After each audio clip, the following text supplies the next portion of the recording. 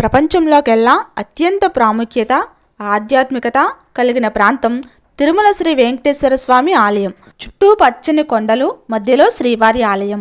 ఈ రమణీయ దృశ్యాన్ని చూసేందుకు ఎన్ని కనులైనా సరిపోవు. ఈ ఆలయం గురించి తెలియని వారు ఎవరూ ఉండరు అని అంటే అతిశయోక్తి లేదు.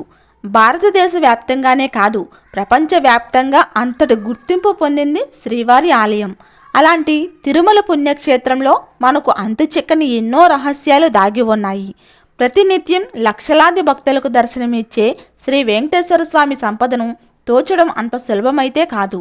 అలాంటి శ్రీవారికి రాజులు ఎంతోమంది బంగారం, వజ్రాలు, వెండి, ముత్యాల హారాలు, కిరీటాలు, మరకత మాణిక్యాలు ఇలా విలువ కట్టలేని సంపదను ఎంతెంతో ఇచ్చారు.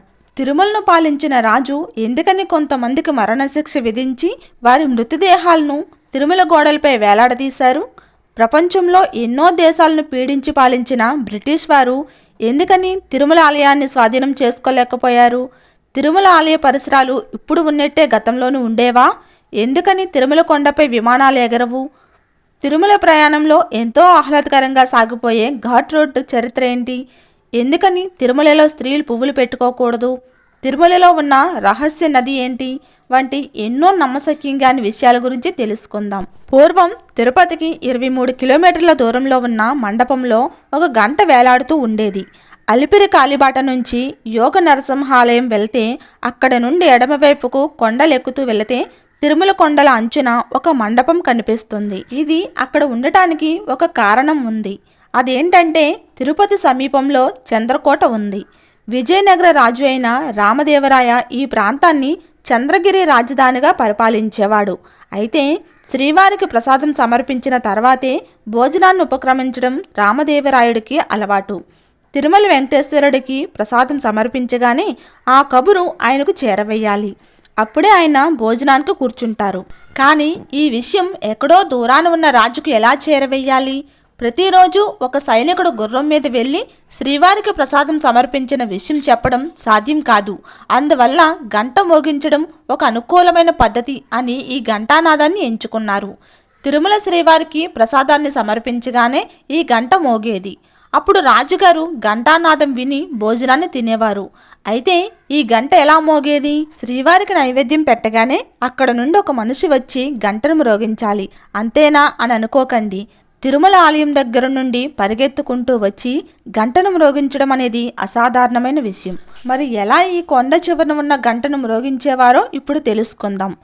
తిరుమల శ్రీవారి బంగారు వాకిలికి ఎదురుగా గరుడ మండపం ఉంటుంది. గరుడ మండపం, బంగారు ద్వారాన్ని కలిపే మండపాన్ని గంట మండపం లేదా మహామణి మండపం అంటారు. ఇది 1461లో చంద్రగిరికి చెందిన విజయనగర సామ్రాజ్యం మంత్రి అయిన మల్లన్నచే నిర్మించబడింది. తిరుమల ఆలయంలో నైవేద్యం పెట్టడం ముగిసిన వెంటనే అర్చకులు ఆ గంటను మ్రోగించేవారు. ఈ గంటను మ్రోగించే బ్రాహ్మణుడిని ఘంటాపాణి అంటారు. ఆ గంటను పెద్దగా మోగించేసరికి అప్పుడు ఆ గంట నుండి వెలువడే శబ్ద తరంగాలు ఇక్కడికి చేరుకునేవి. అలా ఇక్కడ గంట మోగిన తర్వాత మాత్రమే రాజా కుటుంబం ఆహారం తీసుకునేవారని అంటూ ఉంటారు.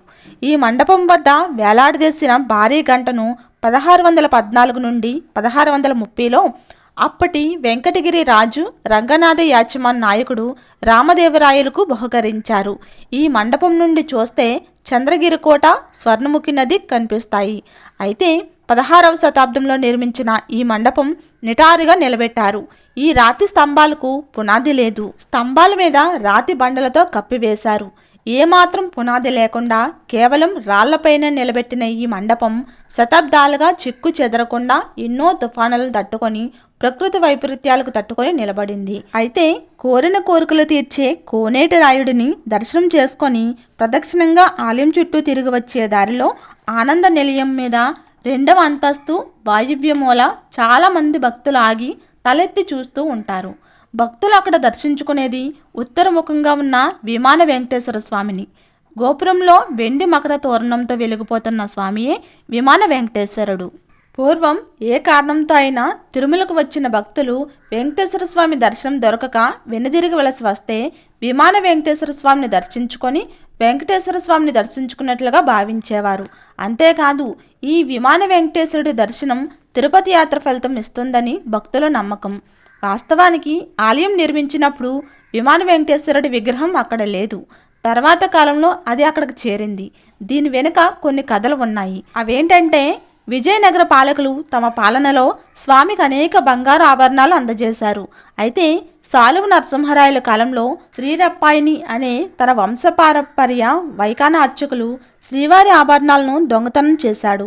దానికి ఆగ్రహించిన నరసింహరాయలు అతనికి శిక్ష విధించాడు. అతని ఆస్తి జప్తు చేసుకోవడంతో పాటు మరణశిక్ష విధించాలని కొందరు, దేశ బహిష్కరణ చేశారని మరికొందరు చరిత్రకారులు అంటూ ఉన్నారు. ఏది ఏమైనా తిరుమల గర్భాలయ అర్చకునిగా వంశపారపర్య వైకాన అర్చకుడిని పదవి నుండి తొలగించడంతో పాటు అతని స్థానంలో అతని కుమారుడు అర్చక బాధ్యతను నిర్వహించవలసి వస్తుంది. కానీ అతని కుమారుడు బాగా చిన్నవాడు కావటంతో వ్యాసరాయ మఠస్థాపకుడైన మత్వ సన్యాసి వ్యాసరాయులు 12 ఏళ్ల పాటు శ్రీవారి ప్రధాన ఆలయ అర్చకుడిగా బాధ్యత నిర్వహించారు. అదే సమయంలో శ్రీవారి ఆనంద నిలయం విమానంపై వాయవ్య దిశగా ఒక శ్రీనివాసుడి శిల్పం ఉంది.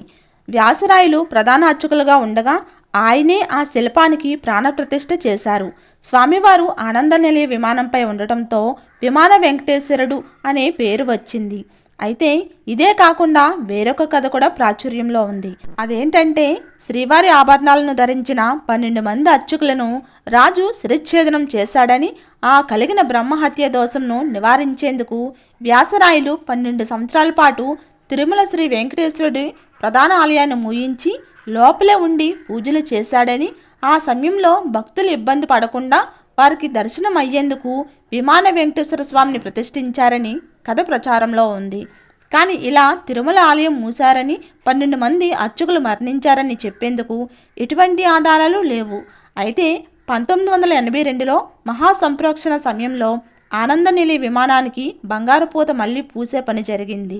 విమాన వెంకటేశ్వరుడు భక్తులకు సులభంగా కనిపించాలని ఆ విగ్రహం మీద వెండి మకర తోరణం పెట్టించి, అలాగే ప్రాకారం మీద బాణం గుర్తుతో విమాన వెంకటేశ్వరుడిని సూచించే విధంగా అప్పటి తిరుమల తిరుపతి దేవస్థాన కార్యనిర్వహణ అధికారి ఏర్పాటు చేశారు.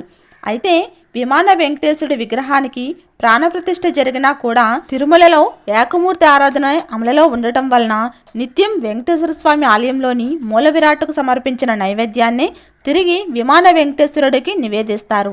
ఆలయ నిలయంలోని శ్రీవారి మనోభీష్టాలను నిర్వహించే దైవం కాగా విమాన వెంకటేశ్వరుడు మోక్షాన్ని ఇస్తారు. తిరుమల ఆలయం హైందవ మతానికి అత్యంత పవిత్ర స్థానం అనే విషయాన్ని గుర్తించి తిరుమల ఆలయాన్ని ఒక ఆదాయ వనరుగా భావించేవారు. ఒక పద్ధతి ప్రకారం హిందూ మతాన్ని నిర్వీర్యం చేసే కార్యక్రమాలు కూడా చేపట్టబడ్డాయి. బ్రిటిష్ వారి కన్నా ముందు భక్తులకు ఉచితంగా అందించే సేవలకు రుసుము వసూలు చేయడం ప్రారంభించారు. సరుకుల విషయంలో రాజీ పడటం వలన ప్రసాదాల తయారీలో కూడా నాణ్యత లోపించింది. అయితే ఈస్ట్ ఇండియా కంపెనీ వారి హయంలో అనేక లోటుపాట్లు జరిగినప్పటికీ వారి వల్ల తిరుమల ఆలయానికి కొంత లాభం కూడా జరిగింది. ఉదాహరణకు హిందువుల మనోభావాలను గౌరవించిన 1-2 బ్రిటిష్ అధికారుల చొరవతో 7 కొండల మీదకు ఇతర మతస్థుల రాకను నిషేధిస్తూ కఠినమైన చట్టాలు చేయబడ్డాయి. తిరుమల దేవస్థాన పాలన సక్రమంగా సాగేందుకు 1821 జూన్ 25న ప్రత్యేకంగా ఒక కోడ్ని రూపొందించారు. దీనిని అప్పుడు బ్రిటిష్ అధికారి బ్రూస్ రూపొందించారు. అందుకే దీనిని బ్రూస్ కోడ్ అంటారు. ఈ బ్రూస్ నిబంధనల పుస్తకంలో ఆలయ నిర్వహణకు సంబంధించి విధి విధానాలను స్పష్టంగా నిర్వచించారు. ఆలయ వేళలు, ఆదాయంపై అజమాయిషీ, ఆలయ నిర్వహణలో కంపెనీకి గల పరిమితులు, ఉన్నత అధికారులకు గల అధికారాలు మొదలగు వాటిని తెలియజేశారు. వివిధ ఆలయాలకు ఉన్న అడవుల విస్తీర్ణలను, హద్దులను కూడా పొందపరిచారు. ఇంతేకాకుండా ఆలయానికి సంబంధించిన అనేక వ్యవహారాలు బ్రిటిష్ వారి హయంలోనే గ్రంథస్థం చేశారు. బ్రిటిష్ వారి కంటే ముందు వరకు శిలా పలకలపైన, రాగి రేకుల మీద, తాళపత్రాలలో చేతి వ్రాత ప్రక్రియలుండే ఆలయ నియమ నిబంధనలను మొట్టమొదటిసారిగా అచ్చులో ముద్రించి వాటికి శాశ్వత రూపం కల్పించి భావి తరాల వారికి అందజేశారు. ఇందులో బ్రిటిష్ వారి స్వార్థం ఎంతో ఉన్నప్పటికీ ఆలయ నిర్వహణ వ్యవహారాలు వ్రాతపూర్వకమైన ప్రామాణికతను సంతరించుకోవటం వల్ల తిరుమల దేవాలయానికి మాత్రం కొంతలో కొంత మేలే జరిగింది. అయితే హిందువులందరూ ఆరాధించే తిరుమల ఆలయంలో ఈస్ట్ ఇండియా కంపెనీ అధికారం మితిమీరటంతో హిందూ సాంప్రదాయవాదులలో తీవ్రమైన అసంతృప్తి ఏర్పడింది. క్రమంగా వారి సహనం హద్దులు దాటి బ్రిటిష్ ప్రభుత్వంపై వ్యతిరేకత నివ్వురు కప్పిన నిప్పులా వేగంగా విస్తరించడంతో వివేకవంతులైన ముందు చూపులైన కొంతమంది బ్రిటిష్ అధికారులు కళ్ళు తెరిచారు. అలా బ్రిటిష్ వారు ఆలయ నిర్వహణ బాధ్యతను మహంతులకు అప్పగించాలని నిర్ణయించుకున్న అనంతరం చకచక ఉత్తర్వులు జారీ అయ్యాయి. 1843 సంవత్సరంలో జూలై నెలలో శ్రీ హాతీరాం మఠం మహంతు సేవదాసు గారు విచారణకర్తగా నియమింపబడ్డారు. విచారణకర్త అంటే దాదాపుగా ఈనాటి ఎగ్జిక్యూటివ్ ఆఫీసర్తో సమానమన్నమాట. అలా మహంతులను నియమిస్తూ పరిపాలనా బాధ్యతను అప్పగించడంతో తిరుమల ధార్మిక సంస్థలో ఈస్ట్ ఇండియా పాలన ముగిసింది. అయితే యాజమాన్యం మార్పిడి మాత్రం కొన్ని షరతులకు లోబడి జరిగింది. అవేంటంటే అప్పటి వరకు ఆలయం నందు అమలులో ఉన్న వైకానస ఆగమ పద్ధతులలోనూ కైంకర్యాలలోనూ ఏ విధమైన మార్పులు చేయరాదు. అలాగే బ్రిటిష్ వారి హయంలో రూపుదిద్దుకున్న 5 గ్రంథాలలో పేర్కొన్న విధి విధానాలను అనుసరించే దేవాలయ నిర్వహణ అంతా జరగాలి. వంశపారపర్య అర్చకులకు, జిఎం గారులకు, ఆచార్య పురుషులకు, మిరాసీదారులకు, అన్నమాచార్యులకు, తర్రిగొండ వెంగమాంబ వంశస్థులకు పరంపరంగతంగా లభించే ఆలయ మర్యాద విషయంలో కానీ, ప్రసాదాల విషయంలో కానీ, కానుకల విషయంలో కానీ ఏ విధమైన లోటుపాట్లు జరగరాదు. అవన్నీ యథాతథంగా కొనసాగుతూ ఉండవలసిందే. అయితే అదే సమయంలో రాయలసీమ దత్తత మండల కలెక్టర్గా పనిచేసిన సర్ థామస్ మన్రో అనే బ్రిటిష్ అధికారి స్వామిని దర్శించుకోవాలని తప్పించేవాడట. కారణం తెలియదు కానీ అతని కోరిక మాత్రం తీరలేదని చరిత్ర చెబుతుంది. కానీ అతను బహుకరించిన రాగి గంగాలంలోనే ఇప్పటికీ తిరుమలేశుడికి నైవేద్య ప్రసాదం అందుతుంది. రాగి గంగాలాన్ని మన్రో గంగాలం అని అంటారు. అలాగే కింగ్ జార్జ్ విక్టోరియా రాణి చిత్రంలో ఉన్న 492 నాణాలతో స్వామికి హారాన్ని తెల్లదొరలు చేయించారు. తిరుమల శ్రీవారి ఆలయంలో ఉన్న మూలమూర్తికి 1972 ముందు ఈ హారాలనే వినియోగించేవారట. ప్రస్తుతం కుప్పలు కుప్పలుగా ఆభరణాలు విరాళంగా అందటంతో పురాతన ఆభరణాలను టీటీడీ ఖజానాలో భద్రపరిచింది. మరికొన్నిటిని కరిగించి బంగారు బ్రాండ్గా మార్పిడి చేసి జాతీయ బ్యాంకుల్లో ఆస్తుల రూపంలో భద్రపరిచారు. అయితే తిరుమల శ్రీవారి ఆలయం ఇప్పుడు చూస్తే చాలా విశాలంగా 4 మాడ వీధులు, 100 మీటర్ల వెడల్పుతో గొల్ల మండపం నుండి బేడి ఆంజనేయ స్వామి గుడి వరకు విశాలమైన ప్రదేశంతో ఎంతో అందంగా కనిపిస్తుంది. కానీ 1970కి ముందు మాడవీధుల నిండా రకరకాల చిల్లర కొట్లతో, దండలు పూసలు అమ్ముకునే వాళ్ళతో, బెచ్చగాళ్లతో, ఆలయానికి సంబంధం లేని చురకులతో కిక్కిరిసిపోయి ఉండేవి. వీటికి దగ్గరలోనే మురికి వాడలతో గుడిసెలు ఉండేవి. ఒక విధంగా చెప్పాలంటే మార్కెట్ మధ్యలో గుడి ఉన్నట్టుగా అనిపించేది. దీంతో భక్తులను బురుడి కొట్టించి సొమ్ము దండుకునే దళారులు, దొంగలు రెచ్చిపోయేవారు. ఎంతమంది తిరుమల కార్యనిర్వహణాధికారులు అక్రమంగా కట్టబడిన షాపులను, ఇళ్లను ఖాళీ చేయించాలని ప్రయత్నం చేశారు. కానీ అక్కడ స్థానికులు కోర్టులు వేసిన స్టేలతో ఎటువంటి ప్రయోజనం జరగలేదు. అయితే 1978లో తిరుపతి కార్యనిర్వహణ అధికారిగా బాధ్యతలు చేపట్టిన పిబిఆర్కే ప్రసాద్ గారి మాస్టర్ ప్లాన్ కారణంగా తిరుమల ఆలయ రూపురేఖలను మార్చివేసింది. ముందుగా బిచ్చగాళ్లను తిరుపతి నుండి పంపేశారు. మాడ వీధుల్లో అంతకుముందున్న మఠాలను కొత్తగా కట్టిన మఠాల వీధికి మార్చివేశారు. దీనిలో భాగంగా అక్కడ నివసించే వారి కోసం తిరుమలలోనే ఒక టౌన్షిప్ కట్టించి ఇక్కడి ఇళ్లను కూల్చేశారు. అలాగే దుకాణదారులకు కూడా వేరే చోట స్థలం ఇచ్చారు. ఈ మాస్టర్ ప్లాన్లో భాగంగానే ఇప్పుడు మనం చూస్తున్న మాడవీధులు, సుదర్శన క్యూర్ కాంప్లెక్స్, ఉచిత భోజనశాల, కొత్త కళ్యాణకట్ట, యాత్రికులు అన్ని ఊరేగింపులను చూసేందుకు వీలుగా ఉత్తర మాడవీధి వైపుగా మెట్లను నిర్మించారు. ఒకప్పుడు రేకుల షెడ్ క్యూ లైన్లలో భక్తులు రోజుల తరబడి ఎదురు చూసి ఒక్క క్షణం దేవుడిని చూసి బయటికి రాగానే దొంగలు దుకాణాలతో జాతరలా ఉన్న ప్రదేశాన్ని ఈదుకొని బయటికి రావాలంటే ఎంత విసుగ్గా ఉండేదో ఇప్పుడు ఆలయాన్ని చూస్తున్న మనం వాటిని ఊహించడం కూడా కష్టమే. అయితే శేషాచలంగా పేరు పొందిన సుందరమైన తిరుమల కొండలలో అనేక పుణ్యతీర్థాలు ఉన్నాయి. వాటిలో కొన్ని తీర్థాలను మనం దర్శించుకోగలం. కానీ కొన్ని తీర్థాలు మాత్రం ఇప్పటికీ చాలా రహస్యంగానే ఉన్నాయి. దేవతలు, మహర్షులు ఏదో ఒక సమయంలో ప్రతినిత్యం ఈ రహస్య తీర్థాలను సందర్శిస్తూ ఉంటారని అంటుంటారు. అలాంటి రహస్య తీర్థాలలో ముఖ్యమైనది విరజానది. ఈ విరజానదిని దేవి గంగ స్వరూపంగా మన పురాణాలలో వివరించబడింది. మన భారతదేశంలో ప్రవహించే నదులలో సరస్వతి నది అంతర్వాహిని నది అని మనందరికీ తెలుసు. అటువంటి అంతర్వాహిని నదే మన తిరుమల 7 కొండల్లోనూ ఉందని డెహ్రాడూన్కు చెందిన ప్రభుత్వ శాటిలైట్ తీసిన శాటిలైట్ ఛాయాచిత్రాలలో ఈ విరజా నది యొక్క ఆనవాళ్లలో స్పష్టంగా కనిపించాయట. శేషాచలంలో సమస్త జలధారులకు ఈ విరజా నది మూల కారణం. అంతేకాదు ఇప్పటికీ ఈ నది 7 కొండలలో ప్రవహిస్తూ ఆ శ్రీనివాసుని పాదాలకు ప్రదక్షిణ చేసి శ్రీవారి ఆలయానికి పక్కన ఉన్న పుష్కరిణిలో కలుస్తున్నట్లు మన ప్రాచీన గ్రంథాలు కూడా తెలియజేస్తున్నాయి. వాస్తవానికి ప్రస్తుతం తిరుమలేశుడు ఆలయం ఉన్న ప్రాంతంలో పూర్వం విరజా నది ప్రవహిస్తూ ఉండేది. ఈ నదిపైనే శ్రీనివాసుడు పద్మపీఠంపై వెలిశాడని ఆలయ చరిత్ర తెలియజేస్తుంది. విరజా నది ఇప్పటికీ అంతర్వాహినిగా ప్రవహిస్తుంది అని తెలియజేసే కొన్ని ఆనవాళ్లు శ్రీవారి సన్నిధిలో ఉన్నాయట. సంపంగి ప్రాకారంలో గల ఉగ్రానంలో ఉన్న ఒక చిన్న తొట్టెలో మనం ఈ విరజా నదిని చూడవచ్చు. అంతేకాదు శ్రీవారి గర్భాలయంలో స్వామివారి పాదాల చింత అప్పుడప్పుడు ఓటు కారుతుందట. అలా గర్భాలయంలోకి వచ్చిన నీటిని అర్చకులు బయటకు తోడివేస్తారు. తిరుమలేశుడి పాదాల దగ్గర నీటి గలగలలు ప్రవాహన శబ్దం వినిపిస్తుందని అంటూ ఉంటారు. అయితే 1964 సంవత్సరం ముందు వరకు గర్భాలయం నుండి విరజా నది యొక్క నీరు పెద్ద ఎత్తున బయటకు వచ్చేదట. కానీ ఆ సంవత్సరంలోనే ఆలయానికి మహాసంప్రోక్షణ చేసినప్పుడు ఆలయ అర్చకులు ఆ నీటిని బయటకు రాకుండా ప్రత్యేకమైన బండరాళ్లతో గర్భాలయంలో మూసివేశారు. దీంతో ఈ విరజా నది నైరుతి వైపు ఉన్న ఉగ్రానం వైపుగా ఒక్కసారిగా వెల్లువెత్తింది. అలా శ్రీనివాసుడి ఆలయానికి వాయవ్యం వైపు ఉన్న చక్రతీర్థం నుండి అంతర్వాహినిగా ప్రవహిస్తూ శ్రీవారి గర్భాలయంలోకి ప్రవేశించి తిరుమలేశుడి పాదాలకు ప్రదక్షిణ చేసుకొని శ్రీవారి ఆలయానికి ఈశాన్యంలో ఉన్న పుష్కరిణిలో కలుస్తుంది. అత్యంత పవిత్రమైన ఎత్తైన ఈ తిరుమల గిరిలలో ఇప్పటికీ పుష్కలంగా నీటితో నిండి ఉన్న కొన్ని బావులను చూస్తే ఈ విరజా నది ఇప్పటికీ అంతర్వాహిని అయి ప్రవహిస్తుందని నమ్మవలసిందే.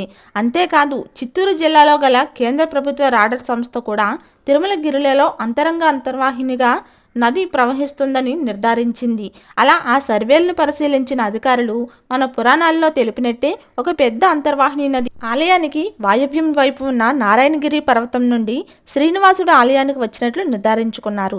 ఈ నీటి ప్రవాహాన్ని పురాణాల్లో తెలిపిన విరజానిధి కావచ్చని శాస్త్రవేత్తలు భావిస్తున్నారు. అయితే ముత్తైదువులు ఏదైనా గుడికి వెళ్ళినప్పుడు పువ్వులు నగలు ధరించి గుడికి వెళ్ళడం మన సాంప్రదాయం. కానీ కలియుగ దైవ శ్రీ వెంకటేశ్వర స్వామి కొలువై ఉన్న ఆలయంలో మాత్రం భక్తులు ఎటువంటి పరిస్థితుల్లో కూడా పువ్వులు పెట్టుకొని స్వామివారి దర్శనానికి వెళ్లరు. శ్రీవారి దర్శనానికి వెళ్లే భక్తులు పొరపాటును పువ్వులు పెట్టుకొని వెళ్ళినా చెక్ పోస్ట్ దగ్గర క్యూ లైన్లలో పువ్వులను తీయించి స్వామివారి దర్శనానికి పంపుతారు. అయితే ఈ విధంగా తిరుమలేశుడి దర్శనానికి వెళ్లే భక్తులు పువ్వులు ఎందుకు పెట్టుకోకూడదు? దానికి ఉన్న కారణం ఏంటో ఇప్పుడు తెలుసుకుందాం. శివుడు అభిషేక ప్రియుడు, వెంకటేశ్వర స్వామి పుష్పాలంకార ప్రియుడు. అందుకే బ్రహ్మోత్సవాల సమయంలో స్వామివారికి ఎన్నో రకాల పూలతో పుష్పయాగ చేస్తూ ఉంటారు. సాధారణంగా కంచి మండపాన్ని త్యాగ మండపం అని, శ్రీరంగాన్ని భోగి మండపం అని, అదేవిధంగా తిరుమలను పుష్ప మండపం అంటారు. అందువల్ల తిరుమలలో పూసే ప్రతి పువ్వు మనుషులకు కాకుండా ఆ భగవంతుడికి సమర్పించాలని అక్కడ భక్తులు భావిస్తారు. అందుకనే అక్కడ మహిళలు లేక పురుషులు సైతం పువ్వులు ధరించరు. అలా తిరుమలకు వెళ్లే భక్తులు ఎవరూ కూడా పువ్వులు పెట్టుకొని స్వామివారి దర్శనానికి వెళ్లరు. అయితే పూర్వకాలంలో తెలియక ఎవరైనా స్త్రీ పురుషులు పువ్వులు పెట్టుకుంటే అక్కడ కోతులు వచ్చి ఆ పువ్వులు తొలగించేసేవట. అంటే అక్కడ వానరులు సైతం కూడా ఇక్కడ పుష్పాలు శ్రీవారి కోసమే అనే విషయం చెప్పడం అన్నమాట. ఇదంతా కూడా తిరుమల మహత్యమే. అలాగే తిరుమల శ్రీవారి ఆలయం మీద విమానాలు ఎందుకు ఎగరవో తెలుసా? దీనికి 2 ప్రధాన కారణాలు ఉన్నాయి. ఆగమ శాస్త్ర నియమావళి ప్రకారం తిరుమల ఆలయంపై హెలికాప్టర్ విమానాలు ఎగరడం నిషేధం. పైగా ప్రతిరోజు కొన్ని వేల నుండి లక్షలాది మంది భక్తులు స్వామిని దర్శించుకోవడానికి వస్తూ ఉంటారు. అలాంటి పుణ్య ప్రదేశంలో ఉగ్రవాదుల నుండి ముప్పు పొంచి ఉంది. ఈ కారణాల వల్ల టీటీడీ అధికారులు ఎన్నోసార్లు డీజీసీఏతో సంప్రదింపులు జరిపి తిరుమలను నో ఫ్లైట్ జోన్గా ప్రకటించమన్నారు. కానీ డీజీసీఏ నుండి సానుకూలమైన స్పందన రాలేదు. నో ఫ్లైట్ జోన్గా ప్రకటించడం కుదరదని చెప్పారు. అయితే తిరుమల శ్రీవారి యొక్క విశిష్టత, భక్తుల మనోభావాలను దృష్టిలో పెట్టుకొని ఎయిర్లైన్ కంపెనీస్ తిరుమలలోని విమాన గోపురం మీదుగా ఎటువంటి విమానాలు ఎగరకుండా జాగ్రత్త పడుతున్నాయి. అయినా కూడా అప్పుడప్పుడు కొన్ని విమానాలు ఎగురుతూ కనిపించడం జరగడంతో భక్తులు ఆందోళన చెందుతున్నారు. తిరుమల ప్రయాణం అనగానే మనకు మొదట గుర్తుకు వచ్చేది ఎత్తైన 7 కొండలు, పచ్చని చెట్లు, వంపులు తిరిగి ఉన్న రోడ్లు, చిన్న చిన్న సెలయేర్లు, అడుగడుగున ఆ దేవదేవుడి యొక్క ఆనవాళ్లు కనిపిస్తాయి.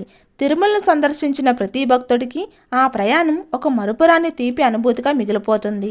మనం 7 కొండల వాడిని దర్శించుకోవాలంటే ప్రయాణించాల్సింది మొదట ఘాట్ రోడ్ ద్వారానే. శ్రీవారిని దర్శించుకునేందుకు అప్పుడు బ్రిటిష్ ప్రభుత్వం అతి క్లిష్టమైన భౌగోళిక పరిస్థితుల్లో పాతకాలపు టెక్నాలజీతోనే ఈ ఘాట్ రోడ్లను నిర్మించారు. అయితే పూర్వం స్వామివారి దర్శనం కోసం వెళ్లాలంటే కాలినడకన దట్టమైన అడవులలో పాదయాత్ర చేస్తూ వెళ్ళేవారు. 1935 కాలంలో తిరుమలకు వచ్చే భక్తుల సంఖ్య పెరగటంతో దట్టమైన అడవులలో జంతువుల దాడులు, అలాగే తిరుమలకు కావలసిన వస్తువులు తీసుకురావడానికి అప్పటి మద్రాసు పాలకుల సూచనల మేరకు సర్ తాల్ హోపు ఈ ఘాట్ రోడ్డును నిర్మించడానికి ప్రతిపాదనను సిద్ధం చేశాడు. అయితే తల ఎత్తి చూసే ఎత్తైన కొండల్లో రోడ్డు వేయటం అంటే సాధ్యమేనా అని అందరూ అనుకున్నారు. బ్రిటిష్ ప్రభుత్వం ఈ ప్రతిపాదనను ఆమోదించిన వెంటనే ఘాట్ రోడ్ నిర్మాణ బాధ్యతలను ప్రముఖ ఇంజనీర్ మోక్షగుండ విశ్వేశ్వరయ్యకు అప్పగించారు. ఈ బాధ్యతలు చేపట్టిన ఆయన ఎటువంటి సాంకేతిక పరిజ్ఞానం అందుబాటులో లేని ఆ రోజుల్లోనే ఎత్తైన కొండలు, దట్టమైన అడవి ప్రాంతంలో వందలాది మంది కార్మికులను నియమించుకొని యుద్ధ ప్రాతిపదికన అత్యంత క్లిష్టమైన ఘాట్ రోడ్ నిర్మాణాన్ని చేపట్టారు. ఘాట్ రోడ్ నిర్మాణ సమయంలో కూలీలకు మగవారికి రోజుకు 6 అణాలు, ఆడవారికి 4 అణాలు చొప్పున కూలీ ఇచ్చేవారు. అప్పట్లో బ్రిటిష్ ప్రభుత్వం ప్రాజెక్టు ఖర్చుపై ఆంక్షలు విధించినప్పటికీ మోక్షగుండం విశ్వేశ్వరయ్య ఎక్కడా తన ఆత్మస్థైర్యం కోల్పోకుండా మొత్తం 57 మలుపులతో పటిష్టమైన ప్రణాళికలను రూపొందించుకొని 1943 నాటికే పనులన్నీ పూర్తి చేశారు. అయితే మొదటిసారి మోక్షగుండ విశ్వేశ్వరయ్య తన కారులో ట్రైలర్ను నిర్వహించి ఎంతో ఆనందపడ్డారు. 1944 ఏప్రిల్ 10న అప్పటి మద్రాస్ గవర్నర్ ఈ రోడ్డును ప్రారంభించారు. ఘాట్ రోడ్ నిర్మాణానికి బ్రిటిష్ ప్రభుత్వం ఎంత ఖర్చు పెట్టినప్పటికీ దానిని నిర్మించిన ఘనత మాత్రం మోక్షగుండ విశ్వేశ్వరయ్యకే దక్కుతుంది అని అనటంలో ఎలాంటి సందేహం లేదు. మొదట్లో గుర్రపు బండ్లు, ఎద్దుల బండ్ల మీద ప్రజలు తిరుమల చేరుకునేవారు. తర్వాత ప్రభుత్వం సందర్శకుల కోసం తిరుమల తిరుపతి 2 బస్సులను ప్రారంభించింది. ఆ సమయంలో రోజుకి 700 నుండి 800 మంది రాకపోకలు సాగించేవారు. అయితే తిరుమల నుండి రాత్రి 7 దాటితే బస్సులు ఉండేవి కావు. ఈ 2 బస్సులు తిరుపతిలోని మొదటి సత్రం నుండి రోజుకు 2-3 సర్వీసులు ఉండేవి. నెమ్మదిగా భక్తులు పెరగటంతో బస్సుల సంఖ్య కూడా పెంచుకుంటూ పోవడంతో భక్తులకు తిరుమల చేరుకోవడం చాలా సులభం అవడంతో భక్తులు శ్రీ వెంకటేశ్వర స్వామి యొక్క దర్శనానికి ఎక్కువ మంది వెళ్ళసాగారు. ముఖ్యంగా భక్తుల అవసరార్థం 1955-56లో శ్రీనివాస బస్ స్టేషన్ను రైల్వే స్టేషన్ సమీపంలో నిర్మించారు. అలా భక్తుల సంఖ్య రోజురోజుకి పెరగటం, తరచూ ప్రమాదాలు జరగడంతో 1961లో టీటీడీ 2వ ఘాట్ రోడ్ నిర్మాణానికి శ్రీకారం చుట్టి 1973లో 2వ ఘాట్ రోడ్ను నిర్మించారు. రోజురోజుకు పెరుగుతున్న భక్తులను దృష్టిలో పెట్టుకొని వాహనాల రద్దీని తగ్గించి కొండపై కాలుష్యాన్ని నియంత్రించడానికి టీటీడీ ఎలక్ట్రిక్ బస్సులతో పాటు మోనో రైలును ప్రవేశపెట్టే ఆలోచనలో ఉంది. తిరుమల శ్రీ వెంకటేశ్వరుడు అలంకార ప్రియుడు. వెలకెట్టలేని ఆభరణాలు, వజ్ర వైడూర్యాలు శ్రీవారి సొంతం. సామాన్యుడి నుండి సంపన్నుడి దాకా చక్రవర్తులు, రాజులు, నవాబులు, బ్రిటిష్ పాలకులు, ప్రభువులు, మహత్తులు, ప్రజాప్రతినిధులు ఇలా ఎందరో కానుకలు విరాళంగా సమర్పించిన విలువైన బంగారు ఆభరణాలు వెలకట్టలేనివి. రికార్డుల ప్రకారం టీటీడీ ఖజానాలో ఉన్న ఆభరణాల బరువు 11 టన్నులు ఉంటుందని అంచనా. ఈ బంగారంను టీటీడీ పలు బ్యాంకుల్లో పొందవరిచింది. తిరుమల ఆలయాన్ని 7 సార్లు సందర్శించిన శ్రీకృష్ణదేవరాయలు విశేష కానుకలతో తిరుమలేశుడి భాండాగారాన్ని స్వర్ణమయం చేశాడు. శ్రీకృష్ణదేవరాయలు మొదటిసారి ఫిబ్రవరి 10, 1513న శ్రీవారి ఆలయాన్ని సందర్శించి నవరత్న కిరీటం, 3 పలకల నెక్లెసు, కర్పూర హారతికి 25 వెండి పల్లేలు, ఏకాంత సేవలో పాలు నింపడానికి బంగారు గిన్నె, ఇక రెండవసారి మే 2, 1513న స్వర్ణ ఖడ్గం, నవరత్నాలు పొదిగిన కంఠహారం, భుజకీర్తులు, నవరత్న కిజడ ఉడదార, నిచిన కటారి, నవరత్న మరో చిన్న కత్తి, 30 తీగల పతకాలు కానుకగా సమర్పించారు. 7 సార్లు శ్రీవారిని సందర్శించుకున్న శ్రీకృష్ణదేవరాయలు వజ్రాలు, వైడూర్యాలు, మాణిక్యాలు, ముత్యాల హారం, కెంపులు, పచ్చలు, నీలాలు, శ్రీవారికి 2 బంగారు పాత్రలు, గోమాతికలతో పొదిగిన వజ్ర కిరీటాన్ని కానుకలుగా సమర్పించడంతో పాటు శ్రీవారికి మాన్యంగా ఎంతో భూమిని ఇచ్చాడు. శేషాచలంలో కొలువైన శ్రీవారికి మైసూర్ మహారాజు పరమభక్తుడు. తిరుమల ఆలయ అభివృద్ధి కోసం ఈ రాజులు ఎన్నో కానుకలు సమర్పించారు. ముఖ్యంగా వెంకటేశ్వర స్వామి మూల విరాట్తో పాటు ఉత్సవమూర్తులకు బంగారం, వెండి, కెంపులు, వజ్రాలతో తయారు చేయించిన అనేక అమూల్యమైన ఆభరణాలు బహుకరించారు. బ్రహ్మోత్సవాల్లో 5వ రోజు ఉదయం తిరుమల శ్రీవారి పల్లకుతో ఊరేగుతారు. ఈ పల్లకిని మైసూర్ మహారాజు ప్రత్యేకంగా ఏనుగు దంతాలతో తయారు చేయించారు. అంతేకాకుండా శ్రీవారి బ్రహ్మోత్సవానికి ఉపయోగిస్తున్న గరుడ గజ ఉత్సవ పందిరుతో పాటు సూర్యప్రభ, చంద్రప్రభ, అశ్వ సార్వభౌముల వాహనాలను మైసూర్ మహారాజులే ఇచ్చారు. 300 ఏళ్ల క్రితం శ్రీవారి నిత్య దీపారాధనకు అవసరమైన ఆవు నెయ్యి, తిరుమల ఆలయ అభివృద్ధికి మైసూర్ మహారాజు చేసిన సేవలకు గుర్తుగా ఆయన జన్మించిన ఉత్తరభద్ర నక్షత్రాన్ని పురస్కరించుకొని ప్రతి నెల ఆ రోజు రాత్రి 7:30 గంటలకు ప్రత్యేక ఆస్థానం నిర్వహిస్తారు. అంతేకాదు తంజావూరు రాజులు పాండ్యన్ కిరీటాన్ని కానుకగా సమర్పించారు. స్వామివారి పూజకు వాడే 108 బంగారు పువ్వులను గుంటూరు జిల్లాకు చెందిన షేక్ హుస్సేన్ సాయద్ అనే ముస్లిం సమర్పించడం విశేషం. ఇలా ఎంతో మంది వ్యాపారవేత్తలు కొన్ని కోట్ల విలువైన వివిధ కిరీటాలను స్వామివారికి సమర్పించుకున్నారు. ఇవే కాకుండా సువర్ణ పద్మపీఠం, దశావతార హారం, సువర్ణ యజ్ఞోపవీతం, 32 కిలోల సహస్రనామం, 4 కిలోల చతుబుస్స లక్ష్మీహారం, సువర్ణ పాదాలు, కటివరద హస్తాలు, రత్నాలతో చేసిన శంకు చక్రాలు, రత్నాల కరపత్రాలు, నాగాభరణాలు, భుజకీర్తులు, రత్న కిరీటం, మేరుపచ్చ, 7 కిలోల రత్నాల మకరకండి, రత్నాల కటివరద హస్తాలు, బంగారు వస్త్రాలు, ఆకాశరాజు కిరీటం వంటి అనేక ప్రత్యేక ఆభరణాలు ఉన్నాయి. అయితే తిరుమల శ్రీ వెంకటేశ్వరుని ఆలయ గోపురం ఇతర ఏ దేవాలయాలకు సాటిరాని విధంగా బంగారంతో మహోజ్వాలంగా మెరిసిపోతూ ఉంటుంది. శ్రీవారి ఆలయంలో ఈ భాగాన్ని ఆనంద నిలయమని, విమాన గోపురమని అంటారు. విమాన గోపురానికి బంగారంతో తాపనం చేయించాలనే ఆలోచన ఎవరికి వచ్చిందనే సందేహం కలగటం సహజం. విజయనగర రాజైన నరసింహదేవరాయలు మొదటిసారి ఆనంద నిలయానికి బంగారు రేకును తొడిగించారు. తర్వాత సాలువ మహీదేవ మహారాజు, మూడోసారి మల్లన్న మంత్రి, 4వసారి శ్రీకృష్ణదేవరాయలు ఆలయానికి బంగారు పూత పూయిస్తూ వచ్చారు. ఇలా 5వసారి కంచి తాతాచార్య, 6వసారి హతిరామ్ మతంద్ ప్రయాగ్రాజ్ ఆనంద నిలయానికి బంగారు పూత పోయించారు. ఇక 1958లో 7వసారి అప్పటి తిరుమల తిరుపతి దేవస్థాన ప్రధానాధికారి 12,000 తులాల బంగారంతో విమాన గోపురానికి బంగారం పూత పోయించారు. ఆనంద నిలయ గర్భగుడిలోని శ్రీవారి విగ్రహం భక్తులకు గర్భగుడి మధ్యలో ఉన్నట్టు కనిపిస్తుంది. కానీ నిజానికి తిరుమలేశుడి విగ్రహం గర్భగుడి మధ్యలో ఉండదు. గర్భగుడికి కుడివైపు మూలలో వెంకన్న విగ్రహం ఉంటుంది. సరిగ్గా గమనిస్తే ఇది మీకు స్పష్టంగా కనిపిస్తుంది. ఇక గర్భగుడిలో శ్రీవారి విగ్రహం ముందు ఉంచే మట్టి దీపాలు ఎప్పుడూ కొండెక్కవు. అయితే తిరుమల శ్రీవారి విగ్రహం రాతితో ఏర్పడిందే అయినా ఎప్పుడూ సజీవమైన జీవకళతో కనిపించడం విశేషం. సాధారణంగా పచ్చ కర్పూరాన్ని ఎలాంటి రాతి విగ్రహాలకు రాసినా విగ్రహం బీటలు మారుతుంది. కానీ కొన్ని వేల సంవత్సరాల నుండి శ్రీవారి మూల విరాట్టుకు నిత్యం కర్పూరం రాస్తున్నా చెక్కు చెదరకుండా ఉంది. దీనిని బట్టి ఆ దేవదేవుడి విగ్రహం భూమిపై ఎక్కడా లేని అరుదైన రాతితో ఏర్పడినట్లు భావిస్తారు. ఇక తిరుమల శ్రీవారికి ప్రతిరోజు కింద పంచే, పైన చీరతో అలంకరిస్తారు. దాదాపు 50,000 ఖరీదు చేసే వస్త్రసేవ ఉంటుంది. ఆ వస్త్రసేవలో పాల్గొన్న దంపతులకు మహిళలకు చీరను, పురుషులకు పంచును అందిస్తారు. ఈ చీరను చాలా తక్కువ ధరకే విక్రయిస్తారు. తిరుమల శ్రీ వెంకటేశ్వర స్వామి గుండె మీద లక్ష్మీదేవి ఉంటుంది. ప్రతి గురువారం స్వామివారి నిజరూప దర్శనం సమయంలో శ్రీవారికి అలంకరించే చందనాన్ని తొలగించేటప్పుడు లక్ష్మీదేవి రూపం అచ్చులా వస్తుంది. కలియుగ దైవమైన శ్రీ వెంకటేశ్వర స్వామిని దర్శించుకోవటానికి వేలాది మంది భక్తులు ప్రతిరోజు వస్తుంటారన్న సంగతి మనకు తెలిసిందే. ప్రపంచ ప్రఖ్యాతిగాంచిన తిరుమల శ్రీవారి ఆలయాన్ని నిర్వహించే టీటీడీ ఓ స్వతంత్ర సంస్థ. ప్రస్తుతం టీటీడీలో దాదాపు 15,000 మందికి పైగానే ఉద్యోగులు పనిచేస్తున్నారు. టీటీడీ పర్యవేక్షణలో ఎన్నో ఆలయాలు ఉన్నాయి. 1500 ఏళ్ల నుండి తిరుమల చక్రవర్తుల పాలకుల ఆదరణకు నోచుకుంటూ వస్తుంది. 6వ శతాబ్దంలో పల్లవరాణి సామవేలిక కాలంలో ఆనంద నిలయాన్ని ప్రారంభించారు. తిరుమలలో ప్రతిరోజు భక్తులకు వినబడే వెంకటేశ్వర సుప్రభాతం ఆలపించిన ఘనత మహాగాయని ఎంఎస్ సుబ్బలక్ష్మి గారికి మాత్రమే దక్కుతుంది. ఇక తిరుమలలో జరిపే అన్నకూటోత్సవాన్ని తిరుప్పవాడ అంటారు. ప్రతి గురువారం నైవేద్య సమయంలో ఈ తిరుప్పావడ జరుగుతుంది. అప్పుడు సుమారు 450 కిలోల అన్నప్రసాదాన్ని, లడ్డు, జిలేబీ, పాయసం, వడ, దోశ తదితర పిండి వంటలను శ్రీవారికి నైవేద్యం చేస్తారు.